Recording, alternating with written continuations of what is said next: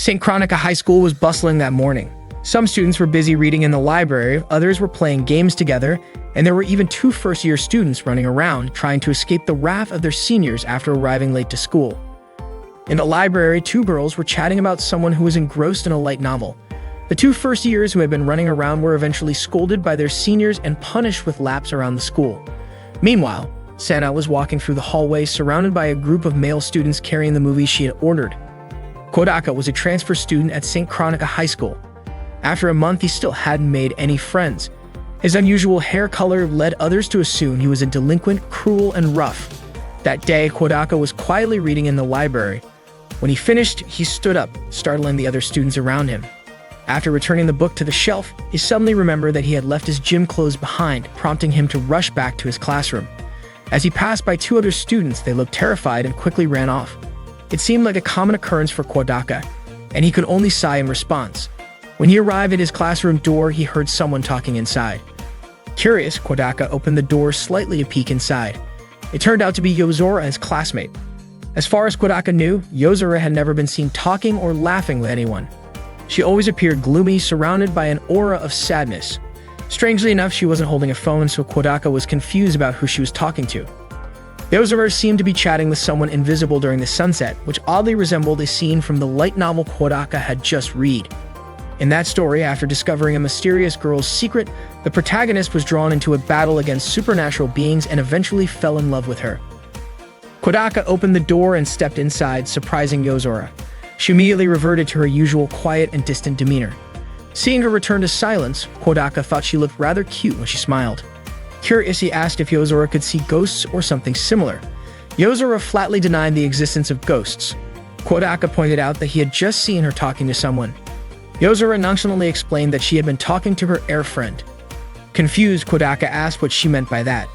Yozora likened it to the concept of an air guitar, except in her case, it was an air friend. Kodaka questioned if she was really having a conversation as if someone else was there. Yozora insisted that her air friend named Tomo was genuinely present.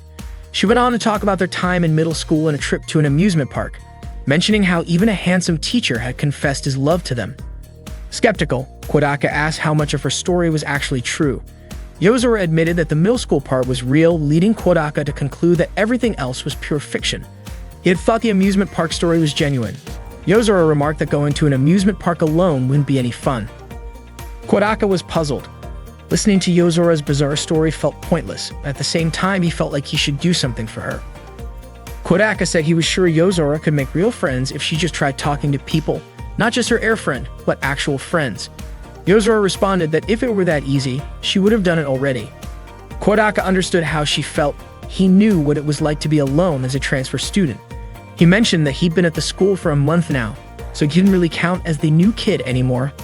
Yozora argued that someone like Kodaka had no right to lecture her about making friends when he himself had been at the school for a month without making a single friend. Shigen called him a lonely guy. Kodaka wasn't about to accept that insult from someone who had an air friend.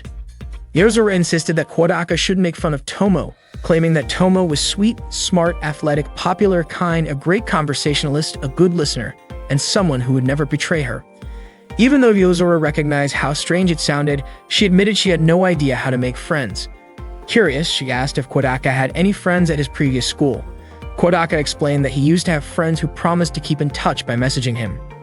Yozora brushed it off, calling them one-sided friends. Then, out of the blue, she suggested that Kodaka could pay someone to be his friend.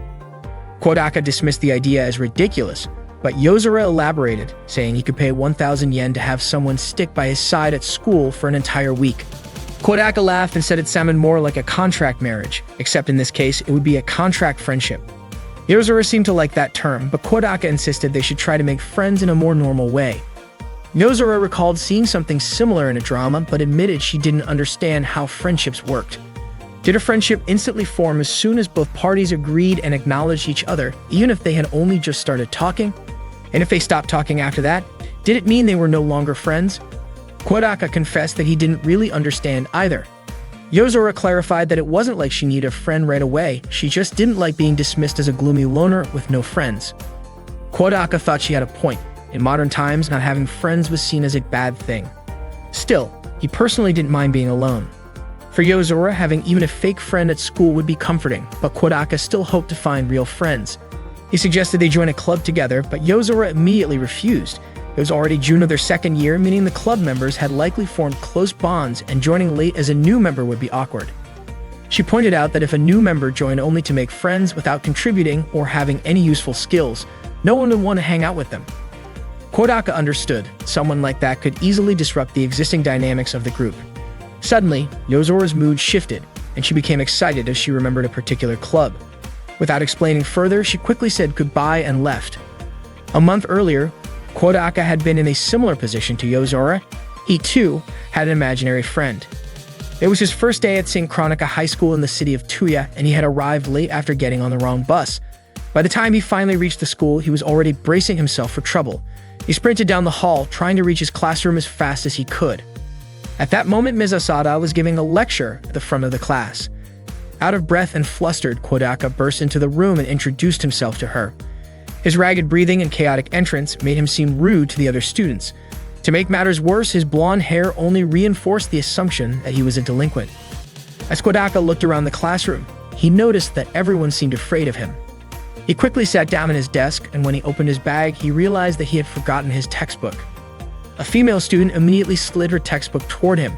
She shifted her chair closer to the person next to her, and by that afternoon, rumors had already spread that Kodaka had stolen her textbook. Even though it had happened a month ago, Kodaka still couldn't shake it off. That evening, while he was cooking dinner, he remembered how Yozora called him by his first name. It had been a long time since anyone had called him by his first name instead of his last. The next day in class, Kodaka and Yozora studied as usual. But during the break, Yozora simply fell asleep at her desk, even while two students in front of her were chatting. She stayed asleep through it all. When class ended, Yozora suddenly invited Kodaka to come with her. The other students were surprised to see Yozora talking to Kodaka.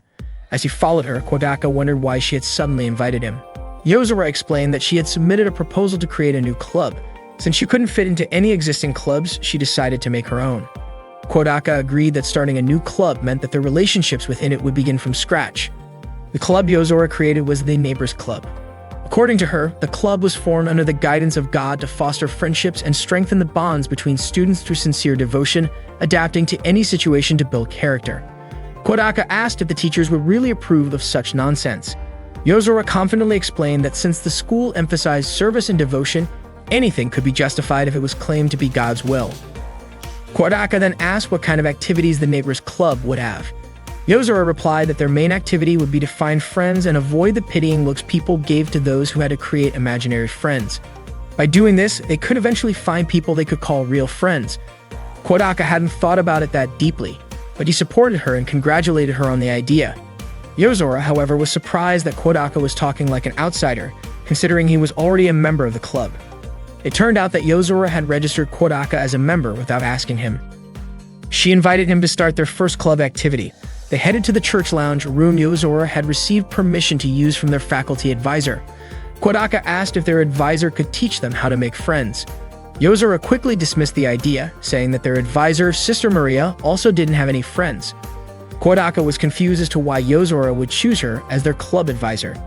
Yozora explained that she wasn't good at talking to people who seemed to have lots of friends. Yozora said their first goal was to recruit more members. She had already made a poster to put up on all the school bulletin boards. Kodaka, however, pointed out that the poster didn't really explain what the Neighbors Club was about. Yozora told him to read it diagonally, and when he did, he found that the poster contained a hidden message saying they were looking for friends. Kodaka thought her method was a bit over the top, but Yozora insisted that only people who genuinely wanted to make friends would be able to decipher the hidden message. As if that wasn't enough, she also drew an image inspired by a famous song depicting a person making 100 friends and eating onigiri on top of Mount Fuji. If the hidden message didn't work, Yozora believed the image would get the point across. With that settled, they began putting up their posters on the school's bulletin boards. Kodaka said he didn't want to be friends with someone so gloomy that they would actually respond to the message hidden in the poster. Yozora called Kodaka an idealist for thinking everyone has the same taste. Kodaka then said that Yozora was the real idealist. Yozora asked Kodaka to stop being so formal and just call her by her real name, Yozora. Kodaka felt awkward about calling her by her first name and asked if she had any nicknames. Yozora mentioned that she used to have one but wouldn't tell him. Kodaka was curious about why she was being so secretive.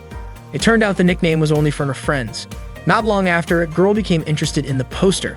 Once they finished putting up the posters, they returned to the church lounge. Yozora said that the real club activities would begin tomorrow, but Kodaka wasn't sure anyone would actually join the neighbors' club. Suddenly, someone knocked on their door. Yozora said it seemed like they had already gotten a new member, which surprised Kodaka since they had just finished putting up the posters. Yozora opened the door, but as soon as she saw who it was, she quickly shut it and locked it. Kodaka was confused by her reaction, but Yozora casually suggested they start their club activities. Kodaka was bewildered, especially since the person at the door was a girl, which meant she could be a good friend for Yozora. Yozora laughed at Kodaka's comment, calling him a blonde thug. The knocking came again, and when Yozora opened the door, the girl complained about the door being locked when she wanted to join the club. Yozora immediately shut the door again, saying the girl was one of the popular kids who had no business joining their club. Kodaka wondered if Yozora already knew her. Yozora explained that the girl was Sana from class 2 to 3, the only daughter of the school's owner. She was constantly followed by a group of boys who were obsessed with her. Yozora even called her a disgusting creature with the aura of a princess. Aside from being beautiful, Sana was also athletic and academically brilliant. In fact, she had been at the top of every exam since last year. Yozora clearly dislikes Sana's popularity. Kodaka couldn't understand Yozora's way of thinking. Suddenly, Sana started banging on the window. Kodaka quickly opened it. Sana was annoyed at how Yozora had treated her, when all she wanted was to join the club. Yozora tried to shut the window again, saying she wouldn't allow Sana to join if she was just there to mock her. Sana insisted that she wasn't there to make fun of anyone. She had understood the hidden message in the poster. She knew that the club was trying to find real friends, and she admitted that she wanted friends too. Yozora finally allowed Sana to join. Sana proudly declared that she was perfect, smart, athletic, and beautiful, but to Yozora, she was just a walking milk sack. In response, Sana called Yozora a washboard because of her flat chest. The two of them began arguing over their chest sizes until Kodaka interrupted and asked if Sana really wanted to make friends.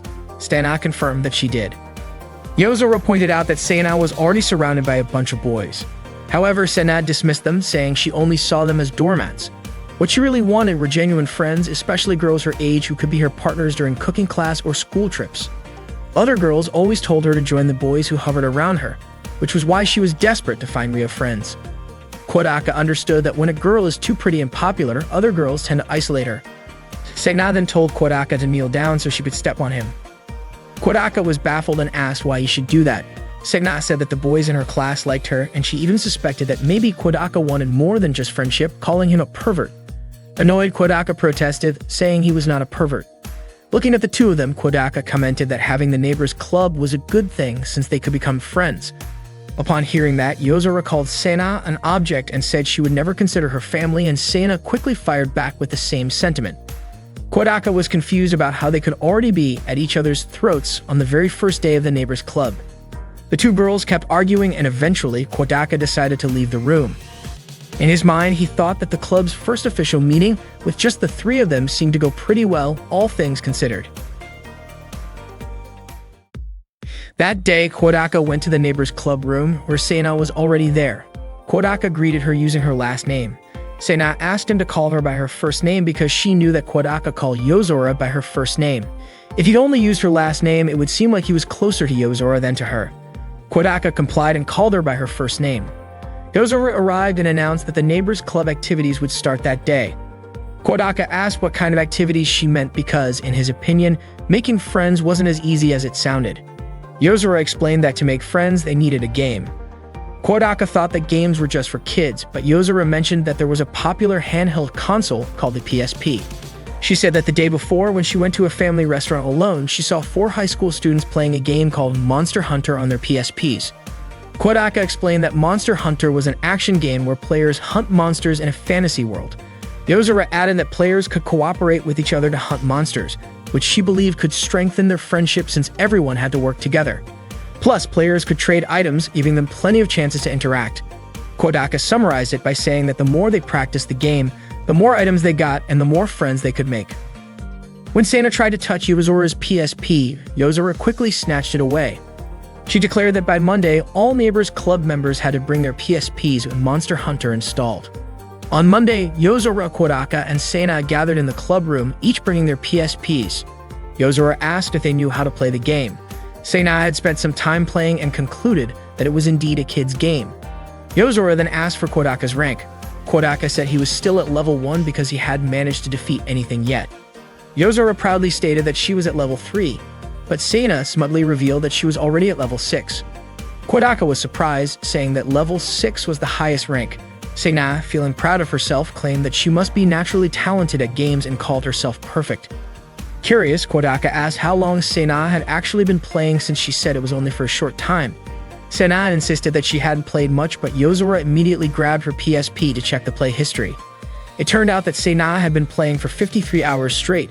Her in-game armor was also impressive, making Yozora call her a liar. Frustrated, Yozora tossed the PSP back to Seina, who managed to catch it in time. Yozora then pulled Seina's face closer and pointed out the dark circles under her eyes. Embarrassed, Seina quickly covered them with powder. Yozora concluded that after school on Friday, Seina had been playing the game non-stop day and night. Seina defended herself by saying that even a lion would fight to the death, and if it was for Monster Hunter, she would too. Seina then invited them to start playing again, offering to be the host and choosing an easy mission to begin with. Despite their constant bickering, Kodaka found it strange how seriously they took their club activities. The Monster Hunter game began. Seina and Yozora's characters were already prepared when Kodaka's character joined, causing both girls to stare in disbelief. Kodaka explained that his appearance was like that because he was still at level 1. However, they weren't surprised by his armor, they were shocked by the character he had chosen. Yozora even commented that Kodaka's character looked worse than his real-life appearance. Seina asked if he was obsessed with long-haired foreigners, especially since his character's name was Hawk. Kodaka defended himself, saying it was fine for his in-game appearance to be different from reality. They began their mission to defeat a mosquito monster. Yozora successfully shot an arrow at the mosquito, but out of nowhere, Seina attacked Yozora, causing her to die in the game. Seina apologized, saying her hands were a bit slippery and urged Kodaka to heal up and get back to the fight. Kodaka couldn't believe that someone at level 6 like Seina would miss her target, which made him wonder if she had intentionally leveled up just to mess with Yozora. They continued playing the game. While Seina was fishing, an arrow suddenly hit her, causing her to fall into the water. Frustrated, Seina demanded to know why Yozora did that to her. Yozora claimed she had pressed the wrong button, but Seina was convinced that Yozora had aimed at her on purpose. Just as Seina was about to retaliate, a monster appeared. Seina immediately got ready to attack it, but Yozora shot a sleep arrow at her and then set off a bomb nearby, killing both Seina and the monster. Yozora cheered, celebrating her victory, while Seina angrily asked why she did that. Yozora said she was trying to help but lost control, apologizing afterward. Seina, however, was sure Yozora had done it on purpose. Kodaka reminded them to work together seriously. Yozora promised to support Seina more in their next hunt, and Seina said she would do the same. With that, the real hunt began. Their next mission took place at a volcano. Yozora mockingly called Seina a piece of meat that shouldn't be wandering around and suggested she should be chopped up instead. Not to be outdone, Seina called Yozora a loudmouth farmer and vowed to hunt her down. As they advanced, both girls took out several monsters while also attacking each other. Meanwhile, Kodaka focused on gathering crystal stones and managed to find a dragonite ore. It became clear that Yozora and Seina were more interested in fighting each other than the actual monsters, using bombs, arrows, and swords against each other. In the chaos, Kodaka was defeated by a monster. Despite losing, he couldn't help but notice how much fun Yozora and Seina seemed to be having as they tried to take each other down. Eventually, time ran out and their mission failed. After finishing the game, Yozora admitted that playing games wasn't really a good way to strengthen friendships. Seina agreed, saying it was just a waste of time. Yozora also confessed that she didn't like modern games with multiplayer modes, wondering why she had to play with other people. Seina shared the same sentiment, questioning why she had to care about other people's feelings in a game world. Kodaka, curious, asked if they had ever cared about other people's feelings in real life. Both girls were shocked by his question, prompting Kodaka to pretend he hadn't said anything. After classes ended, Kodaka overheard two male students talking about Monster Hunter. He approached them, mentioning that he also played the game. However, the two students became scared because of Kodaka's intimidating appearance. When he asked to trade items, the frightened students complied. The next day, a rumor spread around the school that Kodaka had been extorting his classmates. That day, Seina brought a television and a PlayStation to the clubroom. Kodaka asked why she had brought such bulky items to school. Seina confidently replied that of course it was for playing games. Kodaka was puzzled as to why she had gone through so much trouble to bring a TV that big. Seina proudly announced that she had found the game far more useful than Monster Hunter. She then told Kodaka and Yozora, who she called peasants, to be grateful to her. Yozora told Sena to be quiet because her talking was ruining the taste of her coffee. Sena scolded Yozora for casually using her tea set. The game Sena brought was called Kiramiki School Life 7, which she thought was the perfect gal game for their club. Yozora agreed, saying it was good for conversation practice. Kodaka mentioned that gal games were usually for guys, and that for female players, there should be a gal game featuring handsome boys instead. Sena insisted that she wasn't looking for male friends. They decided to play the gal game. While setting up the character's name, Sena started typing her own, but Yozora insisted on using her name since she was the club president. Sena questioned when Yozora had become the club president. Kodaka suggested using his name since the game's protagonist was a boy. Both Yozora and Sena immediately rejected the idea. Kodaka then proposed that Sena use her own name since she bought the game, and Yozora finally relented. Sena praised Kodaka for being considerate toward her. Just as Sena was about to finish typing her name, Yozora suddenly snatched the device and randomly pressed buttons, resulting in the character's name being Kashiwazaki Semapaname. Sena was shocked at the weird name, but Yozora insisted that Semapaname sounded cool and suggested that Sena use it as her real name instead, claiming that hearing Sena's real name made her want to vomit. The game began with Semapaname introducing Suzuki Masaru as her best friend since middle school. This irritated Kodaka, who complained that the protagonist already had a best friend and was still trying to make more. Sena called Kodaka creepy for making such a comment. Masaru told Semapaname that hanging out with pretty girls was one of the best ways to enjoy high school. Sena thought Masaru was a bit shallow but admitted that his way of talking was appealing. She wished she could be friends with someone like him.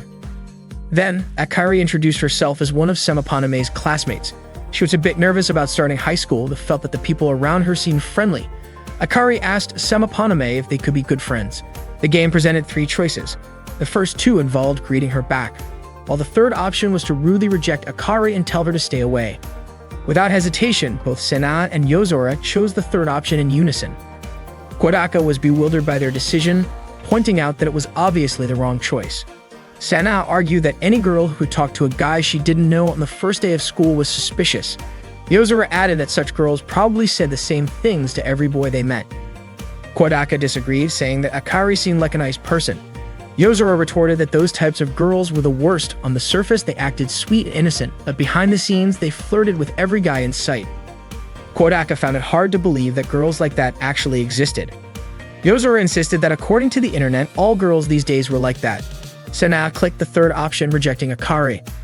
Akari apologized, admitting that she might have been too forward with someone she had just met. She promised to be more careful in the future and asked Semapaname not to be mad at her. In the game, a protagonist had to improve her skills through various activities to unlock events and meet other female characters. Yozora remarked that the game world was tough. Just like real life, you couldn't meet people unless you had some skills. Sena agreed, saying she didn't want her character to be an idiot, so she immediately chose the study option. Yozora also said she didn't like dumb guys. As Semapaname continued studying, her intelligence increased, prompting Yozora to comment on how stupid she must have been before. Kodaka just smiled and said it was just a game. While at the library, Semapaname's hand accidentally touched a girl's hand. Her name was Yukiko, and she apologized. Semapaname was then faced with 2 options. The first was to give the book to Yukiko, and the second was to take the book without saying anything. Kodaka assumed Yozora and Sena would pick the second option, but surprisingly, they both chose the first. Kodaka was confused and asked why. Yozora said that rather than spending time reading books, it was better to study. Sena also mentioned that she was aiming to reach 200 intelligence points before the next exam. Sena pressed the first option, and afterward, Yukiko thanked Semapaname and introduced herself. Yukiko even complimented Semapaname's name, calling it nice. Yozora remarked that Yukiko must have a screw loose to think a name like Semapaname was nice. The screen then displayed that Semapaname could now invite Yukiko on a date. Yozora agreed that Yukiko was a better choice than that cheap Akari. As Yukiko and Semapaname went on a date, the scenes touched Sena deeply. She even commented that being loved by a girl felt amazing. Yozora admitted that Yukiko did seem like a nice person. Suddenly, when Semapaname offered to walk Yukiko home, she avoided him. Sena was confused about why Yukiko was acting that way. Kodaka explained that Yukiko was avoiding him because of how rude Semapaname had been to Akari whenever they met. He added that if a girl didn't like him, bad rumors would spread and affect how other girls viewed him. Sena concluded that Yukiko was avoiding him because Akari had been badmouthing him at school, which made her furious and want to beat Akari up. Kodaka clarified that the real issue wasn't that, but if Semaponame apologized to Akari, everything would return to normal. Sena refused to do that, and Yozora agreed, saying she would never lower her head to some foolish girl who got upset over nothing. Sena supported Yozora's stance, confidently stating that Yukiko would eventually understand it was all a misunderstanding. Semaponame tried approaching Yukiko again, but she kept avoiding him. This made Sena burst into tears, as she couldn't believe it, especially after trusting Yukiko so much. Kodaka was surprised at how emotionally invested Sena had become in the game, especially when Yozora decided to go out and find Akari to kill her. Kodaka was further shocked when Sena began crying hysterically after being ignored by Yukiko. The next day, Sena handed the Gal game to Kodaka, asking him to play it after school, especially the third-year Akari event, which had made her cry uncontrollably. Kodaka was bewildered, considering how Sena had previously called Akari a cheap and insolent girl. Sena then insisted that Kodaka should stop badmouthing Akari because she had lost her parents when she was young and had been working hard ever since.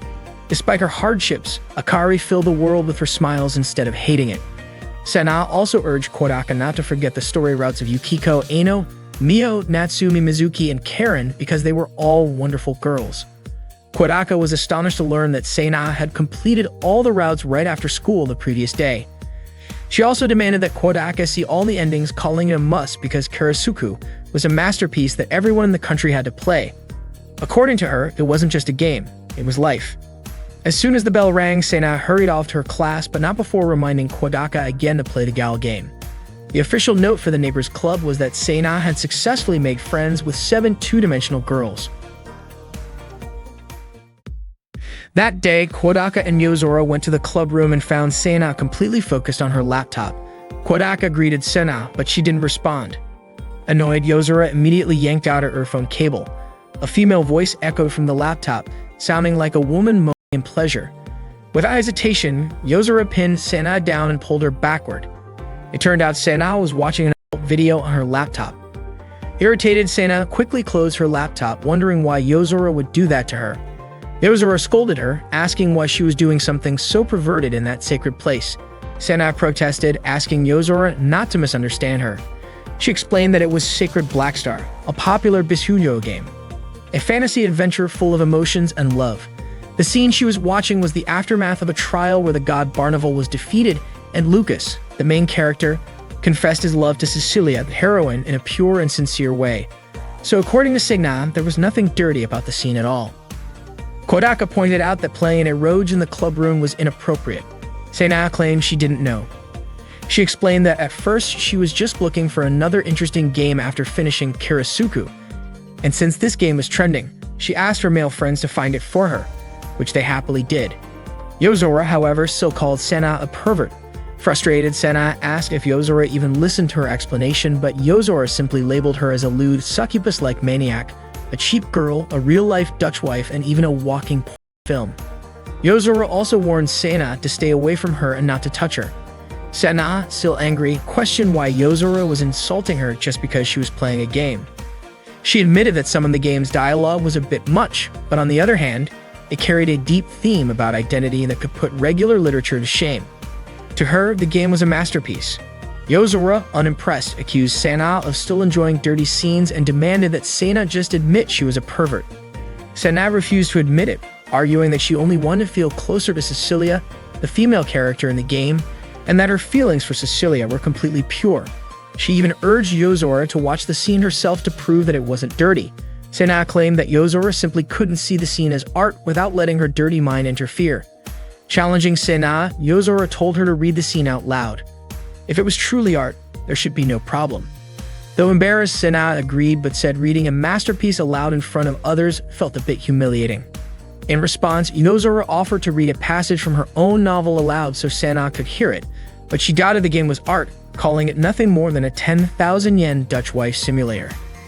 Angered by Yozora insulting Cecilia, Sena accepted the challenge and began reading the scene Yozora found indecent.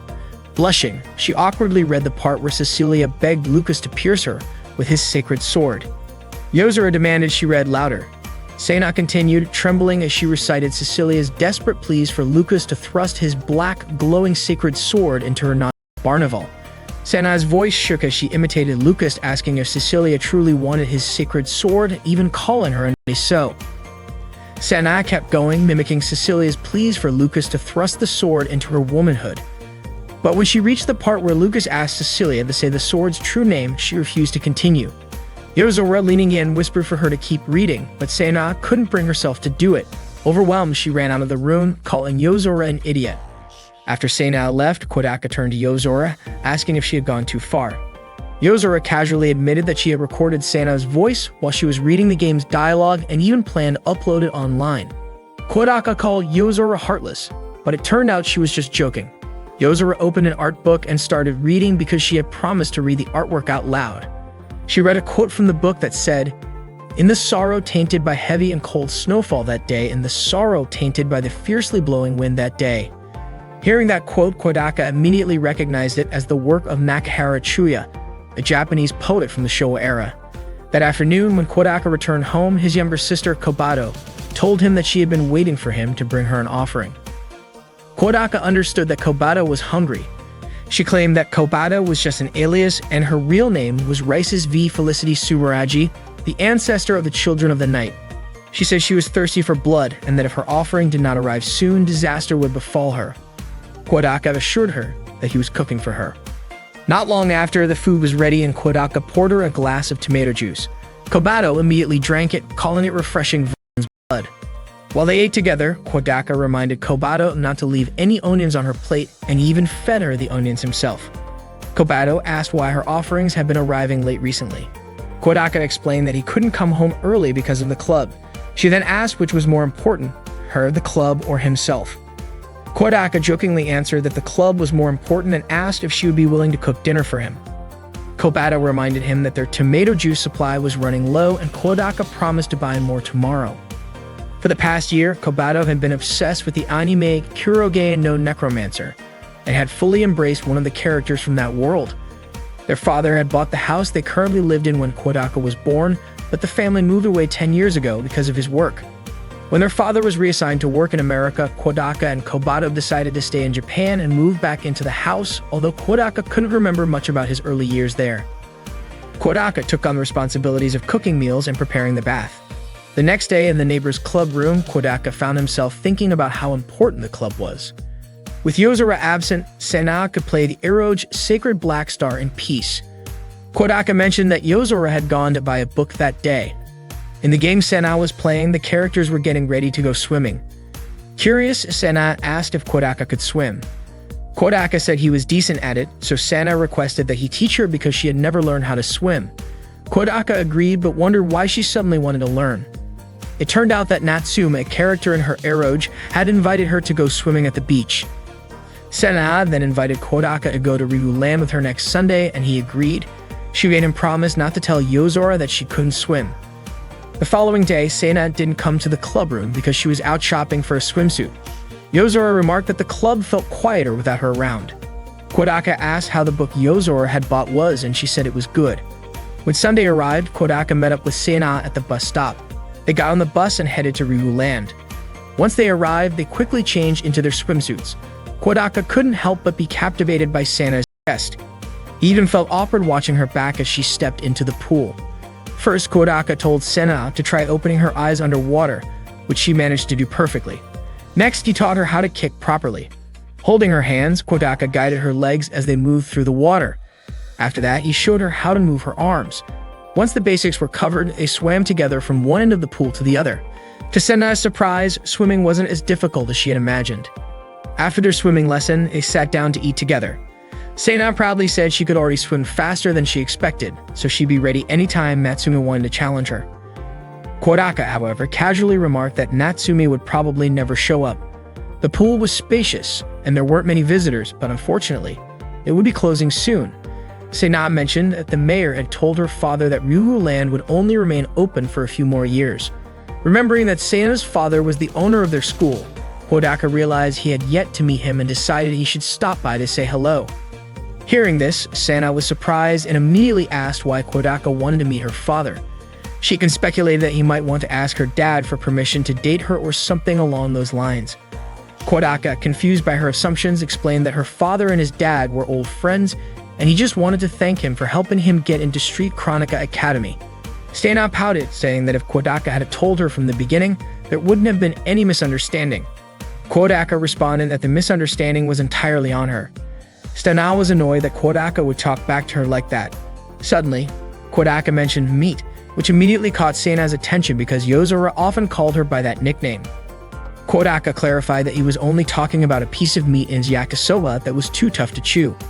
He was puzzled by how Sena still reacted to that nickname even when Yozora wasn't around.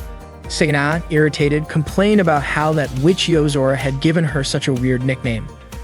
Kodaka teased her, saying she seemed to accept the nickname pretty easily. Sena admitted that it was her first ever nickname, and despite everything, it made her happy. She then asked Kodaka not to mention that to Yozora. After that, Sena invited Kodaka to swim again. Kodaka excused himself to go to the restroom, but as he walked back, he was still thinking about how strange it was that Sena would be happy about such an insulting nickname. Just as he was about to rejoin Sena, he noticed 3 guys harassing her. Sena tried to act tough and scolded them, but her trembling legs made it obvious that she was scared.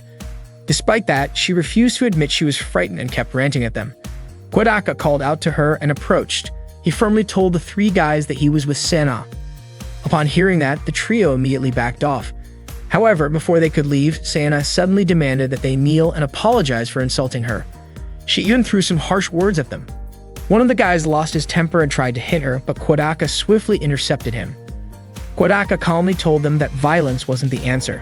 With a firm grip, he locked the guy's arm and warned the others to leave. His intimidating aura was enough to scare them off, and they quickly retreated. Sena, impressed by Kodaka's actions, praised him. As a token of gratitude, she even joked that she would let him lick her feet. She then complained about how rude and annoying those guys were. Kodaka, however, was more annoyed at Sena herself for provoking them when they were already leaving. He pointed out that there were people like that everywhere. Sena was confused and asked why Kodaka was scolding her when she had already thanked him. Kodaka admitted that he was angry because there were even worse people out there, and since they weren't in the club room, he couldn't always be around to protect her. Sena, irritated by his overprotectiveness, snapped that it wasn't any of his business. Kodaka snapped at her, saying that it was his business too. Sena softened and apologized, promising to be more careful in the future. She immediately invited him to go home together. On the bus, they sat apart. Sena felt it was the first time someone her age had scolded her. As they were about to part ways, Sena thanked Kodaka for the day and invited him to go there again sometime because she hadn't tried the wave pool yet. Kodaka agreed, thinking that she didn't seem angry anymore. That night, Kodaka sat lost in thought in front of the TV room. His mind drifted back to the times he used to get into fights because of his blonde hair. Not long after, Hobato suddenly ran out of the bathroom and clung to him, crying because the water in the bathtub had turned cold. When Kodaka was a child, he was bullied by some kids. One of the children shouted at them to stop picking on someone weaker. Kodaka immediately punched the kid and declared that he wasn't weak. The kid who tried to help him hit him back, and soon all the children started fighting, each trying to take Kodaka down. After that brawl, Kodaka and that kid began playing together. One day, the kid told Kodaka that his mother had said it was better to find one true friend who loves you 100 times more rather than trying to make 100 friends. And that as long as you have one person who truly cares, that is enough. Kodaka promised to love him 100 times more and said that he would always be his friend, even if he had to fight the whole world. Kodaka still remembered those words. At that moment, he had just woken up from a nap in the club room. Suddenly, Yozora's face appeared, looking awkward and embarrassed. They chatted briefly before Kodaka said goodbye and left. Kodaka couldn't help but wonder how his childhood friend was doing and whether he still lived in the same city. He even forgot what he used to call him. Kodaka suspected that his childhood friend might have already forgotten the moments they shared 10 years ago. It made him question whether lifelong friendships, where people genuinely care for each other, really exist. That day, like usual, as Kodaka walked toward the club room, he felt the other students giving him suspicious looks. But whenever he turned to face them, they would quickly avert their gazes. The students were intimidated by Kodaka's scary appearance, especially his blonde hair. When Kodaka opened the clubroom door, he saw a girl wearing a nurse's uniform sleeping in a chair. Yozora snapped a picture of Kodaka, claiming that he was bothering the little girl who was peacefully asleep. Sena immediately called Kodaka a lolicon, which he quickly denied. Yozora showed the picture she had just taken and asked if she should upload it to a website. Kodaka, Flustered, told Yozora not to create misunderstandings. Before long, the girl in the nurse's outfit woke up and was startled to see Yozora. Yozora greeted the girl, whose name was Maria, and welcomed her to the club room. Maria, still confused, exclaimed that the room was supposed to be her nap spot until Yozora came in, tricked her, and kicked her out. Kodaka asked if Maria and Yozora already knew each other. Yozora explained that Maria was the official advisor for the neighbor's club. Both Sana and Kodaka were shocked to find out that the little girl was their club advisor. Maria insisted that Kodaka should not treat her like a kid because she was a legitimate teacher at the school. However, it turned out that Maria was indeed a child, as she was only 10 years old. Sana then asked Maria what she meant by saying Yozora tricked and kicked her out. Maria recounted that Yozora barged into her room, slapped her on the right cheek, and quoted a Bible verse. If someone slaps you on the right cheek, offer them the other cheek as well. After that, Yozora slapped Maria's other cheek, causing her pain. Yozora then declared another fake Bible verse. If someone slaps your right cheek, give them your room, and took over her space. After signing the club's approval documents, Maria later realized that those verses were not in any scripture. Furious, she called Yozora a liar, a thief, and even filth. Kodaka remarked that Maria was too easy to deceive. Maria admitted that she was afraid Yozora would slap her again if she refused her demands. Trying to ease the tension, Kodaka introduced himself to Maria as a club member. Maria quickly labeled Kodaka and Sena as Yozora's underlings. Sena was outraged at being called an underling to that thing, and Yozora agreed, saying that Meat was not even a real member of the club. Sena angrily protested that she was an official member. Maria insisted that the room belonged to her and that she had no intention of advising a club that was none of her business. She even ordered everyone to leave her room immediately. Yozora, unimpressed, remarked that Maria clearly couldn't handle pressure and that it was impossible for a child to oversee a club. She added that only adults could take responsibility for their actions. Maria, not backing down, shouted that she was a grown-up. However, Yozora dismissed her claims, saying she had expected Maria to be a genius nun capable of managing the club, but had overestimated her. Maria yelled back, insisting that she was an adult and that supervising the club was as easy as a walk in the park. Yozora, still unconvinced, asked if Maria was willing to continue being the club's advisor. If she was, Yozora demanded that Maria beg her for the position. Reluctantly, Maria bowed and pleaded with Yozora to let her be the club's advisor. But Yozora didn't stop there. She also forced Maria to swear to God that the club room could be used freely for neighbors' club activities. To make matters worse, Yozora threatened that if Maria ever left the club, she would strip her naked, take pictures, and post them online. Shockingly, Maria agreed to all of Yozora's terms. Everyone in the room applauded Maria for officially becoming their advisor. Blushing with pride and embarrassment, Maria accepted her new role. Yozora wasted no time in giving her additional tasks, ordering her to clean the clubroom every day and make tea for her. Without hesitation, Maria began cleaning right away. Yozora, with a smug expression, remarked that nothing was easier than fooling a fool. That day, Kodaka mentioned that he felt a strange gaze following him, and he even suspected that someone was stalking him. Sena laughed when she heard that and told him that 90% of stalkers usually have motives related to love. She then jokingly concluded that Kodaka must have found his true love at school. Kodaka got annoyed and said that he was the fool for asking his clubmates for help. As he was about to leave, Yozora stopped him and said that a club couldn't just let one of its members suffer like that.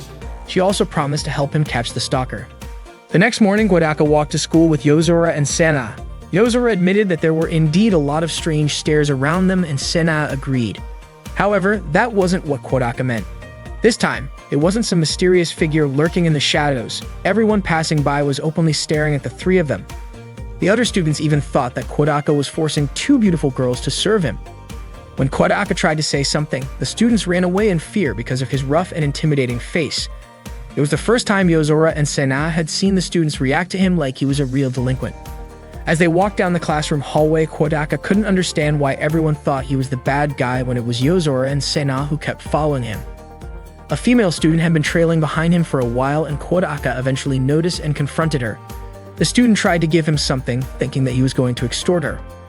Kodaka, however, had no such intention and brought her to the clubroom instead. The student introduced herself as Yukimura from Class 1-1. Sena remarked that the name Yukimura sounded like a samurai from the Sengoku era. Yukimura confirmed this and explained that her parents had hoped she would become a great Japanese man like Sanada Yukimura. Both Sena and Yozora were surprised to learn that Yukimura was a boy, but Kodaka couldn't help feeling that Yukimura didn't seem very masculine. Curious, Kodaka asked why Yukimura had been following him. Yukimura confessed that she was often bullied at school. Kodaka was surprised to hear that bullying like that existed at their school, but Yozora pointed out that there was no such thing as a school without bullies. According to her, people find bullying fun because humans have a tendency to hurt others when they can't hurt themselves. Whether it's killing animals, insulting people online, or mocking someone who makes mistakes, it's all part of the same behavior. Just as Kodaka was about to mention someone who fit that description, Yozora slammed the table and warned him not to lump her in with people like that. Because of the bullying, Yukimura had started following Kodaka. She wanted to learn how to become a strong man like Kodaka, someone who could live on his own terms without being bound by rules or reasons.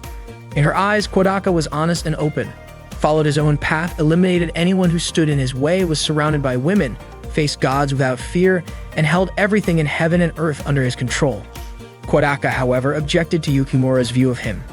He insisted that he was just a regular student who followed the rules and had never extorted or forced girls to serve him. In short, Yukimura wanted to become a strong man who wouldn't be bullied. Curious, Sena asked how exactly Yukimura was bullied. Yukimura explained that the boys in her class avoided her. For example, when they changed clothes before gym class, the boys in front of her would run away. During dodgeball, she was the only one who never got hit by the ball. Yozora sympathized with her situation, suggesting that Yukimura was bullied because she appeared too feminine. If she looked more masculine, the bullying would probably stop. Yozora praised Yukimura's determination to stand up against injustice. She allowed Yukimura to learn how to be more manly alongside Kodaka, but mentioned that Kodaka was already busy with the neighbor's club activities. Yozora then persuaded Yukimura to join the club, and Yukimura agreed. Seeing how Yozora convinced Yukimura so easily, Sena became annoyed because her own recruitment had been much less accommodating. Yozora told Kodaka to treat Yukimura as his subordinate, suggesting that doing so would make him a true delinquent. Yukimura was thrilled to become Kodaka's underling and even asked to call him Aniki, big brother. That night during dinner, Kodaka told Kobato about his club. He mentioned their 10-year-old club advisor and the feminine boy who had recently joined. Kobato felt irritated because lately Kodaka had been talking a lot about his club and no longer seemed interested in listening to what she had to say. The next morning, Yukimura brought food and manga for Kodaka. It turned out that Yozora had told Yukimura that a proper underling should provide food and delinquent-themed manga. Seeing this, the other students in the class quickly spread rumors that Kodaka was forcing Yukimura to buy him food. As Kodaka tried to chase after Yukimura to clear things up, he suddenly heard an explosion from the science lab. He immediately rushed there, carried an unconscious girl out of the lab, and took her to the student infirmary. After returning to his class, Kodaka started reading the manga Yukimura had given him. He found it interesting and planned to repay Yukimura for it. Not long after, the girl he had rescued entered the classroom. Recognizing him by his appearance, she introduced herself as Rika, a first-year student. She asked if it was true that Kodaka had carried her to the student infirmary. When Kodaka confirmed it, Rika thanked him for saving her life and said she wanted to give him something of equal value in return. Kodaka was puzzled and asked whether the contents of the beaker had really been that dangerous. Rika explained that while it wasn't extremely hazardous, it was a fast-acting sleeping gas. She added that if Kodaka hadn't brought her to the infirmary in time, someone might have taken advantage of her while she was unconscious. Hearing this, the other students in the class were shocked. Rika then began describing in vivid detail the kind of sexual assault she had read about in certain books, which made the other students uncomfortable and led them to believe that she had been assaulted. Kodaka quickly pulled Rika out of the classroom and spoke to her near the stairs. He scolded her for talking about such things in public. Rika, however, insisted that he had saved her virginity and wanted to repay him somehow. Kodaka firmly refused her offer. Still trying to repay her debt, Rika then suggested fixing Kodaka's hair, which looked like a bad dye job. Kodaka explained that his hair color was natural, inherited from his English mother, and he had no intention of changing it. Rika plucked a strand of his hair, saying she was interested in his DNA. After that, she returned to the science lab, which she considered her classroom. Before leaving, Rika told Kodaka not to look at her that way because it made her feel embarrassed. She also asked for his name and mentioned that it was the first time she'd ever been interested in a mammal. Later that day in the club room, Yukimura served Kodaka a drink while wearing a maid outfit. Kodaka was confused about why Yukimura was dressed like that. Yukimura explained that he was training to become a true man, as Yozora had told him that a real man's aura of masculinity would shine through no matter what he wore. Kodaka was bewildered by Yozora's strange teachings. Yozora then jokingly asked why Kodaka had assaulted an innocent underclassman. Kodaka denied it, explaining that Rika simply had issues with other people, which was why she spent so much time in the science lab. Sana, who had been listening, revealed that the underclassman Kodaka rescued was actually a genius inventor named Rika. Apparently, Rika had been able to create electronics, medicines, and computer programs since grade school, which she sold for profit. Because of her exceptional talents, Sana's father had allowed her to attend their school without joining regular classes, and the science lab had been specially designated as her personal classroom. Kodaka asked whether it was okay for a student to receive VIP treatment like that, but for Sana, it was only natural that special people should be treated better than the average crowd. She even said that she should have a special room made just for her. Not long after, Rika arrived at the club room to see Kodaka. She wanted to join the neighbors club and had already prepared the application form. Yozora asked if Rika was aware that the neighbors club had the highest imaginable goal and that there were requirements to be fulfilled to achieve it. Rika asked if that goal was to make friends. Kodaka was surprised at how Rika knew about it. It turned out that Rika had deciphered the hidden message on the poster. Yozora considered Rika to have met the requirements, and thus, Rika was officially accepted into the neighbors club. Rika was delighted because this meant she could see Kodaka every day after school. She also asked the others not to get in the way of her relationship with him. Kodaka then asked what was in the bag Rika was carrying. Rika casually replied that it was a porn magazine. Everyone was shocked that Rika had brought a porn magazine to school. Rika explained that the magazine aroused her and that she couldn't hold herself back. When they opened the magazine, it was actually filled with robot illustrations. Sana was confused, wondering what part of it was supposed to be lewd. Rika explained that it was about Twinsy and Unit 02. She eagerly read aloud a steamy scene where Twinsy asked if Unit 02 liked his high mega bazooka, and Unit 02 expressed how good it felt to have Twinsy's hard, thick equipment inside her. Rika sounded extremely excited, describing it as if she were exploding into the universe. She even said she would never get bored of rereading the scene while imagining the robot's expressions. Yozora called her weird, but Rika replied that she already knew no one would understand her. Without hesitation, Rika grabbed Kodaka's hand and boldly asked if he wanted to have sex with her. Yozora was shocked by Rika's lewd proposition. Rika then asked if Yozora had ever heard the term sex friends, to which Yozora of course replied that she hadn't. Yozora strictly forbade such behavior, saying that immoral friendships like that were unacceptable. However, Rika countered by reminding Yozora that she herself had said that men and women couldn't be normal friends. Yozora shouted that it wasn't true. Sana, curious, asked what was wrong with Yozora, but Yozora insisted that it was nothing. Meanwhile, Rika invited Kodaka to start doing things together. Suddenly, Yukimura felt a burning sensation in her chest as she watched Kodaka and Rika's closeness. Yozora regretted that everything had gone awry because of a single piece of paper on her poster. Sana, on the other hand, seemed displeased with how quickly Rika had attached herself to Kodaka. During dinner at home with Kobato, Kodaka talked about Maria, the club advisor who loves eating potato chips, even though he thinks potato chips aren't good if consumed continuously. Kobato didn't seem interested in the conversation. She even called Kodaka a part of the noble children of the night forever and warned that if he kept hanging out with the church's minions, disaster would soon befall him. The next morning, when Kobato woke up, she saw Kodaka busy cooking a variety of dishes. Kobato said that thanks to Kodaka's resurrection magic, she had awakened from her eternal slumber. Seeing the large amount of food Kodaka prepared, Kobato remarked that the morning offering looked quite luxurious. Kodaka explained that not all the food was for breakfast, he had also prepared lunchboxes. Kobato was delighted and thanked her older brother for going through the trouble of making her a lunchbox. She even wondered if he had finally acknowledged her greatness and decided to offer her a worthy tribute.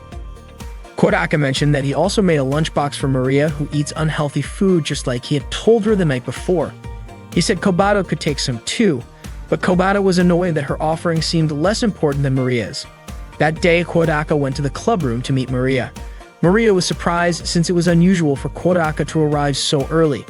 Seeing Maria eating potato chips again, Kodaka immediately scolded her for eating unhealthy food every day.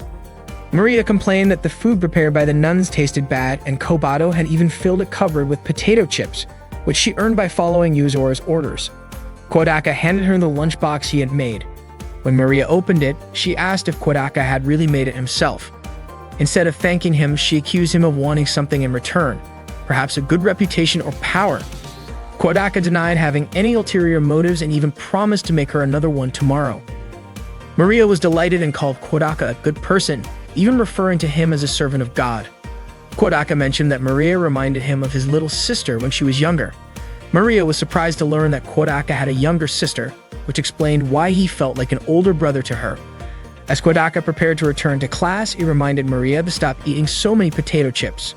Maria thanked him and called him Big Brother. When the neighbors' club members gathered, Yozora mentioned that there was a rumor about Kodaka eating lunch earlier than usual. Yukimura apologized and asked if the food she had prepared wasn't enough. Kodaka reassured her that it was plenty and thanked her for the tea. Suddenly, Maria arrived and called Kodaka Big Brother. She praised the lunchbox he made, saying it was so delicious that, compared to it, the potato chips Yozora gave her tasted like garbage. She even mocked Yozora, who turned to her with a sharp glare that made Maria panic and quickly apologize. Rika asked if Kodaka was obsessed with little sisters to the point that he made Maria call him Big Brother. Kodaka clarified that it was Maria's idea. Maria confirmed this, saying that Kodaka was her real big brother, so she called him that. Meanwhile, Sana was engrossed in playing a video game and said that she wished she could live in a game world. Rika offered to make that dream come true, revealing that she was helping to develop a game and had access to its beta version. She invited everyone to try it out, and of course, Sana eagerly agreed. Rika handed out a device called a head-mounted display, a product from the company Large Hard, which would eventually be released along with the 3D fantasy RPG game Romancing Saga XIV in its beta version. They began the game, and the first view was breathtaking. The game opened with a stunning scene of the Saga region on the edge of the Borderlands. The introduction told the story of the Saga governor, who sought to bring about the end of the world by summoning the Demon King from another realm to destroy the world with his powers. The opening scene of the video features Valhalla Castle. Rika asks to skip the opening and jump straight into the game, even though Yozora really wants to listen to the explanation of the Valhalla saga. Rika insists they create characters and choose jobs. Kodaka chooses the job of a wizard and Rika's character greets him. Kodaka compliments Rika's appearance and she explains that she chose the job of a gunner, which is why her character looks the way it does. Rika also praises Kodaka's appearance and suggests he open the equipment menu to check out his character. When Kodaka does, he is shocked by how casual his character looks despite choosing to be a wizard. Rika jokes that according to the internet, if a man remains a virgin until 30, he becomes a wizard, and she thinks Kodaka fits that image perfectly. Kodaka is also surprised that he doesn't have any magic skills. Suddenly, Sana arrives and asks why their appearances are so strange. Kodaka glances at Sana's character and says she isn't in a position to criticize anyone's look. Curious, Sana opens her equipment menu and is shocked by how revealing her character's outfit is, even though she chose the job of a blacksmith. She complains that a blacksmith should have a more practical and decent appearance. Yozora then appears in a rose-themed costume, having chosen the job of Rose Woman. She seems to like it because of the impressive power it provides. Yukimura also shows up wearing a samurai outfit that makes her look stronger. Sana, Yozora, and Yukimura are all long-range fighters, while Rika is also a long-range attacker. Meanwhile, Kodaka is practically useless. Maria appears next as a healer who stands in the backline, proudly declaring that a servant of God is always a servant of God. Once everyone is ready, they set off on their adventure. Before long, they arrive in front of the Demon King's residence, Valhalla Castle.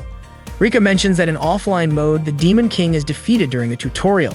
Soon after, a swarm of monsters appears, resembling disgusting aliens. Kodaka identifies them as Warasubo, a type of eel-like fish from area near Kyushu, which he once ate when he was in Kyushu. Rika explains that the Warasubo army is the weakest enemy in the game and that the developers probably modeled them after the fish because of their alien-like appearance. Sana raises her giant hammer, ready to smash the monsters, but Kodaka stops her. He feels sorry for the Warasubo army, thinking it's unfair to label them as monsters just because they look strange. He even suggests they let the Warasubo army go. Rika and Maria comment on how kind Kodaka is while Yozora and Sana tease him, wondering if he identifies with the Warasubo. Kodaka is touched by their comments. Without warning, Rika fires her bullets at the monsters, Yozora hurls her thorns, and Sana smashes them with her hammer. Rika acknowledges Kodaka's feelings, but says they need to defeat the monsters to advance in the game. Yozora adds that the monsters' deaths won't be in vain because they'll turn into EXP for the players. Maria and Yukimura also join in to finish off the Warasubo army.